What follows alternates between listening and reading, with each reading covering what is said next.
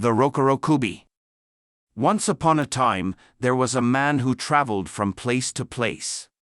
One day, as night began to fall, the man decided to stay at an inn near Hamamatsu in the southwestern part of Shizuoka Prefecture. That night, the inn was unfortunately full of guests. Therefore, the man ended up sharing a room with a beautiful woman traveler, with a folding screen set up between them to divide the space.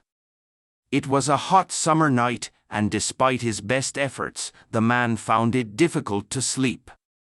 He was just beginning to doze off when he noticed that the woman on the other side of the screen seemed restless as well. After a while, she suddenly got up. Maybe she needs to use the bathroom, the man thought. But then everything went silent. After a while, a warm breeze blew from the other side of the screen. To his shock, he saw the woman's pale face rise above the screen and float around the room. The man was stunned and held his breath. This woman must be a Rokorokubi, he thought, pretending to sleep while watching her neck stretch and snake around the dark room.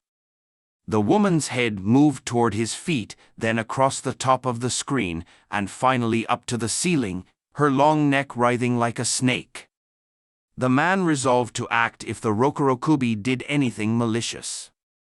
However, she simply floated around the room, seeming to enjoy herself. Eventually, her head slipped through the partially open sliding door and went outside. Where is she going? He wondered. Unable to sleep, the man quietly followed the Rokorokubi outside. She crossed the street in front of the inn and entered a grove of trees where a small shrine stood. The woman's head floated to the edge of a pond deep within the grove, and she began to lap at the water like a snake with a long tongue. So, she was just thirsty and came here to drink water, the man thought. Come to think of it, I'm thirsty too. As he watched from behind a tree, the Rokorokubi noticed him and grinned. She saw me, the man thought, hurrying back to the inn. He slipped back into his room through the sliding door and pretended to sleep. The next morning, the woman woke up before the man and spoke to him from behind the screen. It was very hot last night, wasn't it? Did you sleep well? Yes, it was indeed very hot, the man replied as he tidied up his bedding and removed the screen. The woman was sitting in front of a mirror, arranging her hair.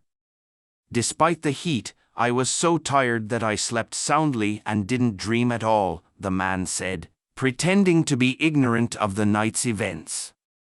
Really? I think you did something rather strange last night, the woman said, covering her mouth to stifle a laugh. What do you mean?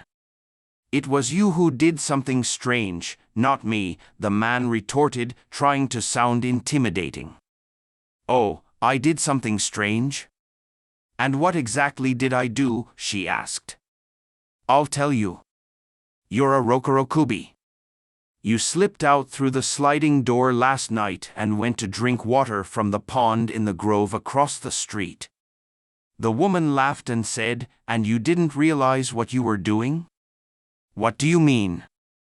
This room is on the second floor, she said. Oh. You finally understand, don't you? You stretched your neck and followed me all the way to the pond. Sneaking after a woman in the middle of the night isn't a very good habit, you know, she teased. It was only then that the man realized he was also a Rokorokubi. The woman, still smiling, said, It's fate that we met here. How about we continue our travels together as kindred spirits? No, thank you, the man replied hastily, gathering his things and leaving as quickly as he could.